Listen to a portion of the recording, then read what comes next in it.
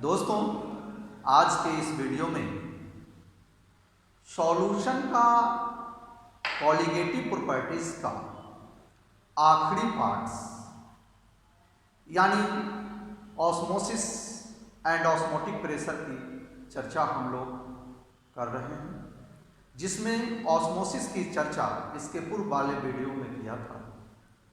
तो आज उससे बचे हुए या उसका रिमेनिंग पार्ट्स ऑस्मोटिक प्रेशर से जिसकी चर्चा करेंगे।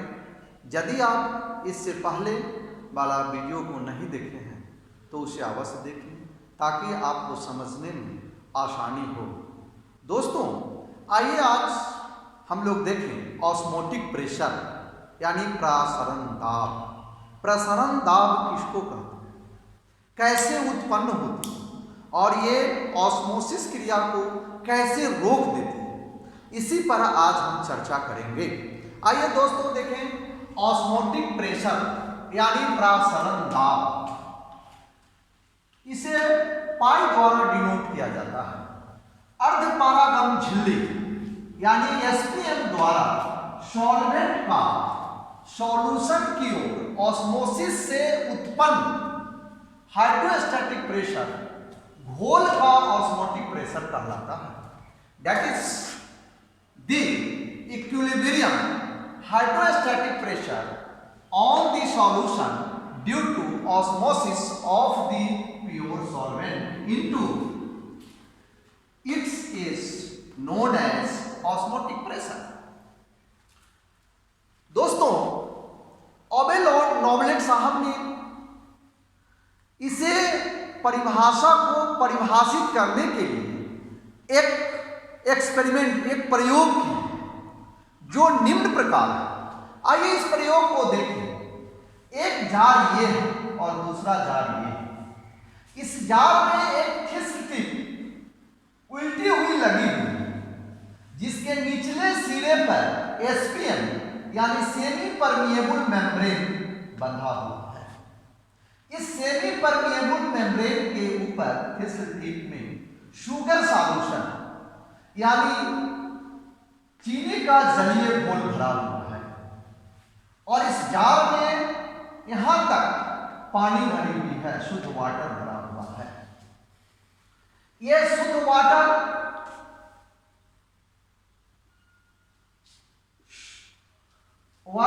सॉल्वेंट का कार्य करता है। इनिशियल स्टेज में आप देखेंगे ये पानी के अणु चीनी के अणु में यानी कंसंट्रेटेड सॉल्यूशन में प्रवेश करना आरंभ करेंगे, तो धीरे धीरे लिक्विड का लेयर ऊपर की ओर बढ़ने लगेगा, जैसा कि इस फिगर में दर्शाया गया है। आप देखेंगे ये यहां पर pure water concentrated sugar solution में इंडोऑस्मोसिस द्वारा ऊपर की ओर चढ़ने लगे और बढ़ने लगे, यहां तक पहुंच चुके हैं। एच हाइट तक यह थिस्क टिप में पहुंचे। इससे स्पष्ट होता है ये कंसंट्रेटेड सॉल्यूशन में प्योर सॉल्वेंट के अणु इंडोऑस्मोसिस द्वारा प्रवेश कर रहे हैं, लेकिन एक निश्चित समय के बाद जब दोनों का अर्थात इसमें इक्विलिब्रियम स्टेट में एक्सोऑस्मोसिस द्वारा इंडोऑस्मोसिस की क्रिया बराबर हो जाती है, वहां पर ऑस्मोसिस क्रिया रुक जाती है। इससे स्पष्ट होता है ये एक प्रकार का दबाव उत्पन्न होता है। किसके द्वारा? घोल के द्वारा, जिसे हम हाइड्रोस्टैटिक प्रेशर कहते हैं। और हाइड्रोस्टैटिक प्रेशर ही ऑस्मोटिक प्रेशर का होता है। दोस्तों, पुनः एक बार इस फिगर को देखें। ये concentrated solution of sugar, pure water that is called solvent, और इसके दोनों, इसके सिरे पर और इसके सिरे पर एसपीएम बंधा हुआ है, सेमी परमिएबल मेम्ब्रेन, जिससे केवल सॉल्वेंट के अणु को जाने की परमिशन है, सॉल्यूट के अणु की नहीं। तो इसमें इंडोऑस्मोसिस प्रक्रिया द्वारा सॉल्वेंट के कण इसमें प्रवेश कर रहे हैं। एक निश्चित समय के बाद इंडोऑस्मोसिस और एक्सोऑस्मोसिस की क्रिया बराबर होगी, जिसे हम इक्विलिब्रियम अवस्था कहते हैं, साम्यावस्था कहते हैं। तब तक लिक्विड H हाइट तक पहुंच जाता है। इस H हाइट तक पहुंचने के लिए इसे लिक्विड कॉलूट भी कहते हैं। इस लिक्विड कॉलूट के कारण हाइड्रोस्टैटिक प्रेशर उत्पन्न हो, जिसे हम ऑस्मोटिक प्रेशर कहते हैं। और यही ऑस्मोटिक प्रेशर प्रसरण की प्रक्रिया को रोक देते हैं, जिसे ऑस्मोटिक प्रेशर के रूप में जाना जाता है। जैसा कि at equilibrium rate of endosmosis of water is equal to rate of exosmosis of water, that is hydrostatic pressure is equal to osmotic pressure. यदि लिक्विड कॉलम में सॉल्यूशन की ऊंचाई h तथा घोल का घनत्व d हो तो पाई बराबर h into D into G, जहां g acceleration due to gravity, gravity के कारण त्वरण उत्पन्न होती है, जिसे हम g कहते हैं। प्रसारण प्रक्रिया को रोकने के लिए सॉल्यूशन पर आरोपित आवश्यक अतिरिक्त दाब को उसका प्रसारण दाब ऐसा भी कहा जा सकता है। The excess pressure applied to the solution to prevent osmosis is known as its osmotic pressure.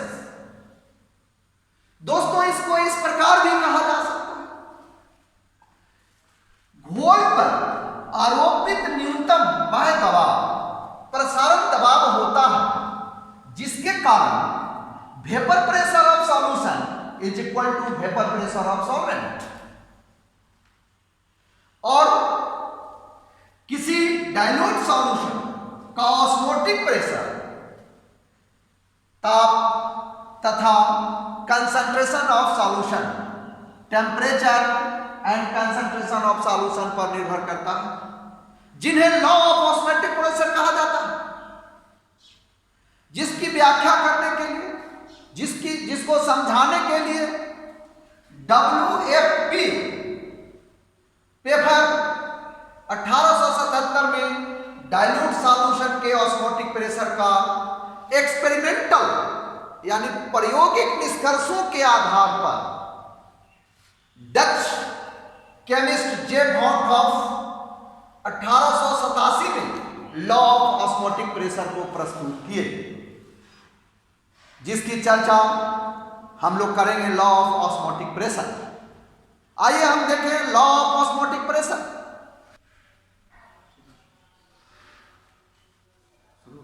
दोस्तों, आइए देखें लॉ ऑफ ऑस्मोटिक प्रेशर, प्रसारण दाब का नियम। ए में boiling law of osmotic pressure, प्रसारण दाब का नियम, जिसमें पहला है Boyle's bond of law. Boyle साहब ने इसके संबंध में क्या चर्चा की? तो बॉयल्स बॉन्ड ऑफ लॉ यानी नियत ताप पर घोल का प्रसारण दाब उसके सांद्रण के समानुपाती होते हैं। That is, the osmotic pressure of solution is directly proportional to its concentration at constant temperature। दोस्तों, इससे स्पष्ट होता है जे किसी घोल का प्रसारण दाब नियत ताप पर उसके सांद्रण के समानुपाती यानी मोलर कंसंट्रेशन के डायरेक्टली प्रोपोर्शनल होते हैं। That is pi directly proportional m where t is equal to constant. जब ताप नियत हो तो पाई m के समानुपाती होंगे, वेयर m मोलर कंसंट्रेशन, जहां m मोलर कंसंट्रेशन है। कंसंट्रेशन चूंकि सांद्रण के डिफिनीशन से यह स्पष्ट होता है m बराबर volume of solution in litre, that is ऐसा लिख सकते हैं pi in directly proportional n by v if n is equal to 1, यदि n का मान 1 हो यानी 1 मोल के लिए हो तो पाई इनवर्सली प्रोपोर्शनल 1 by v या पाई v बराबर कांस्टेंट, इक्वेशन नंबर 1 ऐसा माना जाता है।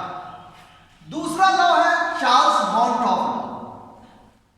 चार्ल्स साहब ने क्या कहा इसके घोल के संबंध में, जिसको चार्ल्स वॉन-टॉप लॉ कहा जाता है, यानी नियत सांद्रण वाले घोल का प्रसारण दाब उसके परम ताप यानी एब्सोल्यूट टेम्परेचर के समानुपाती हो।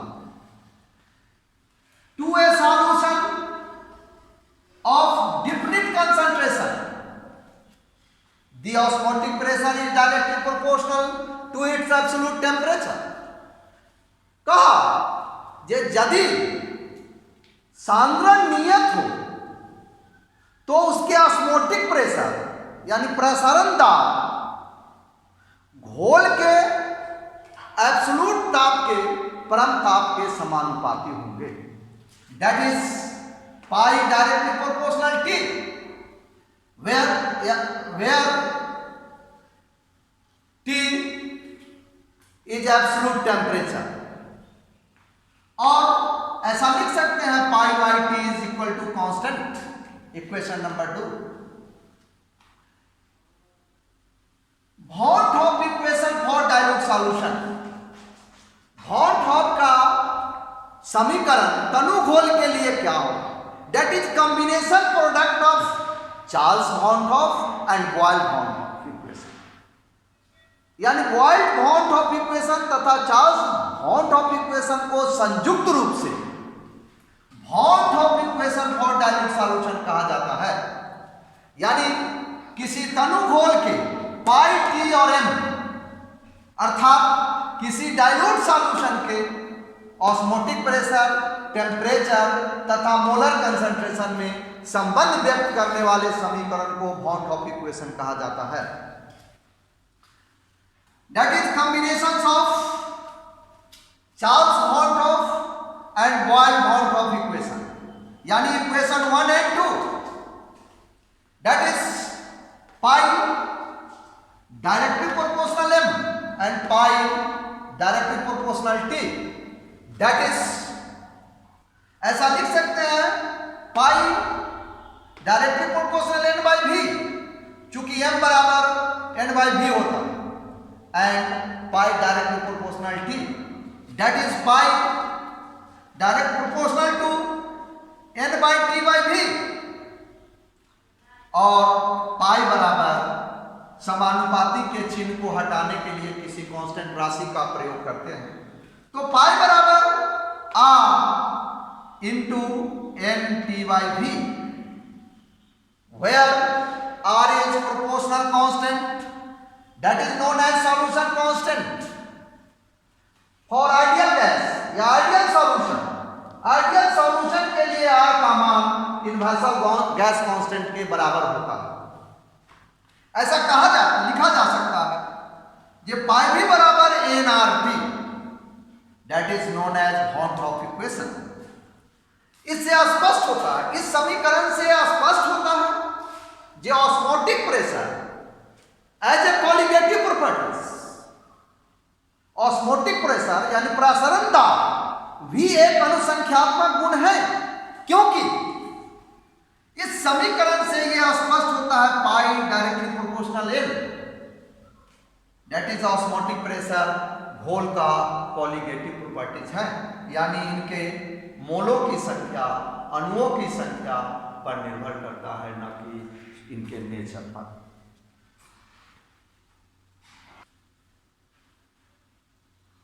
दोस्तों पाई बराबर nRT by v या पाई भी बराबर nRT का कुछ लिमिटेशंस हैं। ये अबाष्पील सॉल्यूट वाले घोल के लिए ही मान्य होता है सामान्य ताप पर, यदि घोल में घोलक तथा घुल का एसोसिएशन होता है, डिसोसिएशन होता है, या घोलक घुल से प्रतिक्रिया करता है, तो ये लॉ मान्य नहीं होता।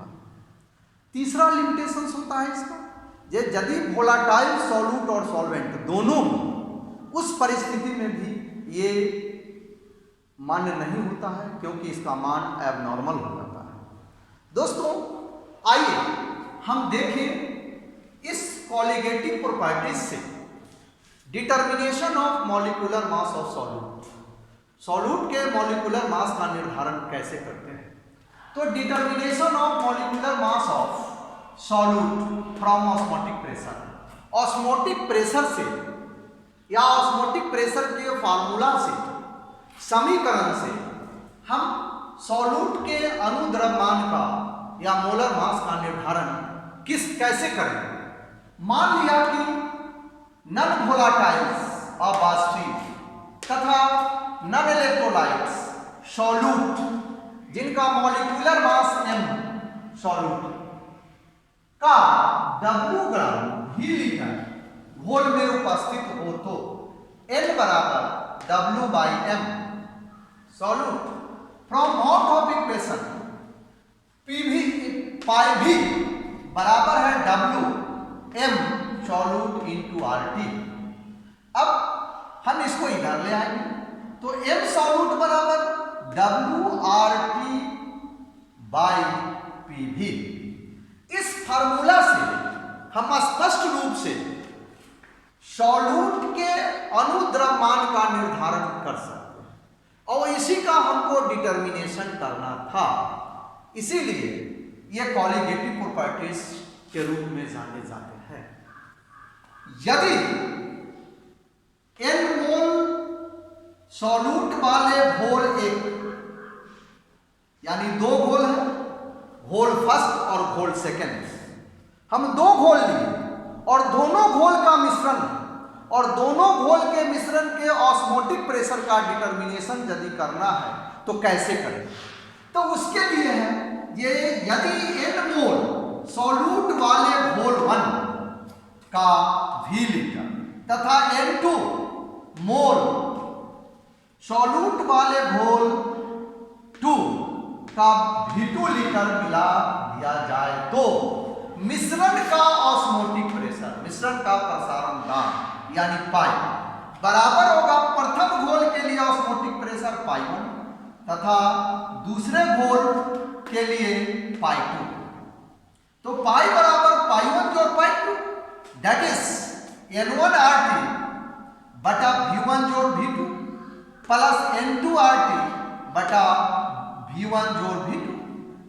ऐसा लिख सकते हैं जी, N1 प्लस N2 बराबर V1 plus V2 into RT, क्योंकि R और T का मान कांस्टेंट होगा।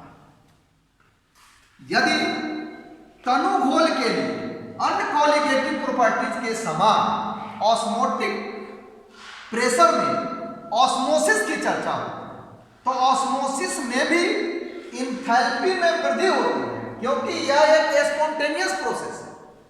दोस्तों, तनु घोल के लिए कॉलिगेटिव प्रॉपर्टीज के समान ऑस्मोसिस में इंथैल्पी में वृद्धि होती है, क्योंकि यह एक स्पॉन्टेनियस प्रोसेस है। अब ऑस्मोटिक प्रेशर के आधार पर हम घोल के प्रकारों का वर्णन करेंगे, चर्चा करेंगे।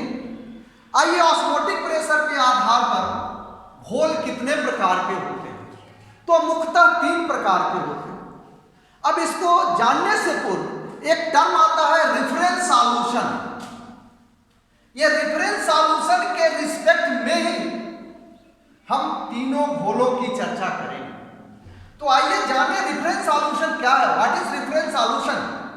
किसी मानक डाइल्यूट सॉल्यूशन का ऑस्मोटिक प्रेशर ज्ञात हो तो उसे रेफरेंस सॉल्यूशन कहते हैं। यदि कोई घोल है और उसका प्रसरण दाब जानकारी हो, ज्ञात हो, या उसका मान प्राप्त हो, तो उसे हम रेफरेंस सॉल्यूशन कहते हैं। रेफरेंस सॉल्यूशन का सांद्रण अर्थात उसके नियत आयतन में घुले हुए घुल के मोलों की संख्या ज्ञात हो। इस आधार पर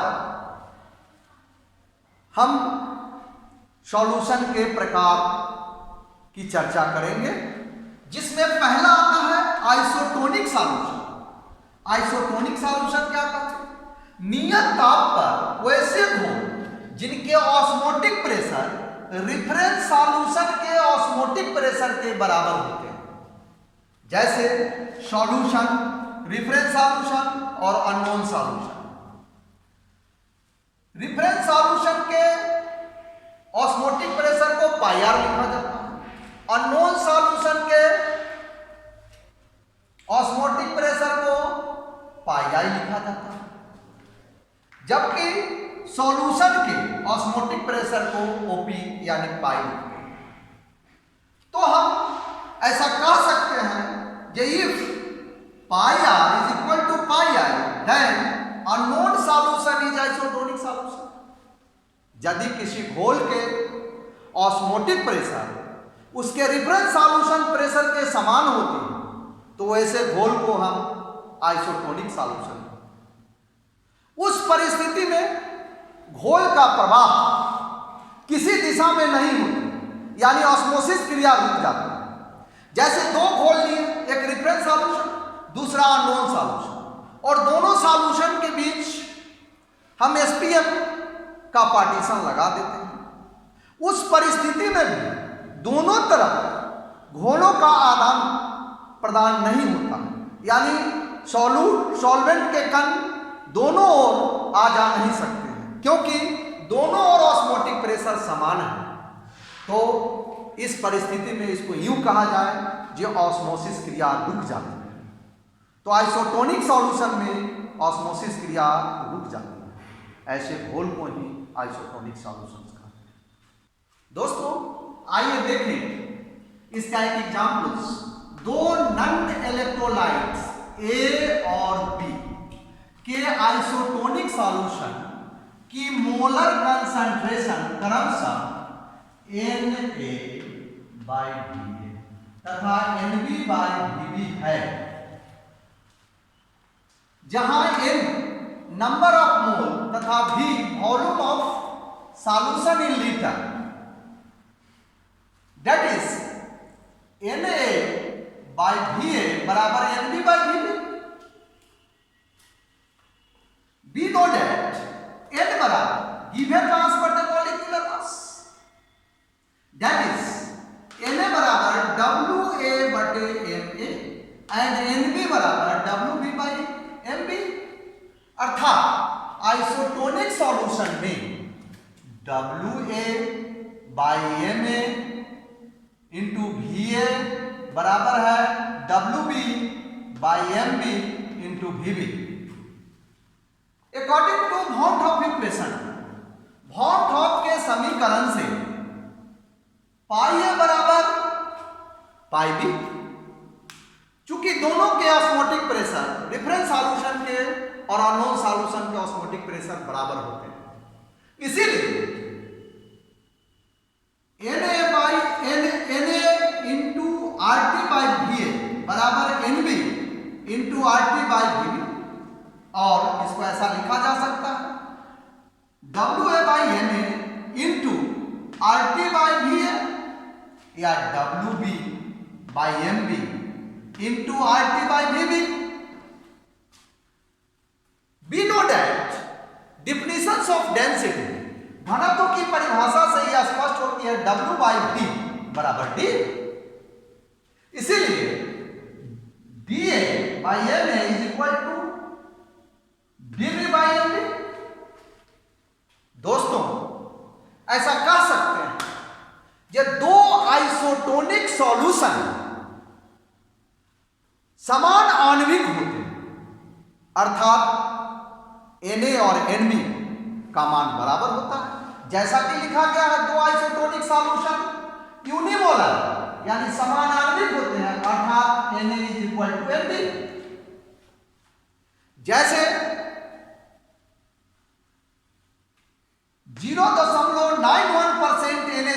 सॉल्यूशन, सलाइन वाटर, जो शरीर में पानी चढ़ाया जाता है, सलाइन वाटर होता है, उसका घोल 0.1% NaCl सॉल्यूशन होता है, जो ह्यूमन ब्लड के आइसोटोनिक होता है। इसीलिए उनको उसमें मिश्रित किया जा सकता है, मिलाया जा सकता है, क्योंकि दोनों के ऑस्मोटिक प्रेशर समान होते हैं और दोनों के प्रसारण दाब में अंतर नहीं होता है। तीसरा है hypertonic solution. Pi I greater than pi R, यानी ऑस्मोटिक प्रेशर का, osmotic pressure of unknown solution is greater than osmotic pressure of reference solution, अर्थात WI बटे MI into VI greater than WR बटे MR इंटू VR, यानी hypertonic solution का molar सांद्रण reference solution से अधिक होता है। इससे स्पष्ट होता है कि हाइपरटोनिक सॉल्यूशन और रेफरेंस सॉल्यूशन के बीच SPM द्वारा अलग किया जाए तो सॉल्वेंट का फ्लो किसकी ओर होगा? जिसका कंसंट्रेशन कम होगा। तो कह रहा है कि हाइपरटोनिक सॉल्यूशन का मोलर सांद्रण रेफरेंस सॉल्यूशन से अधिक होता है। इससे स्पष्ट होता है कि हाइपरटोनिक सॉल्यूशन का के सॉल्वेंट के कण रेफरेंस सॉल्यूशन की ओर प्रवाहित होंगे।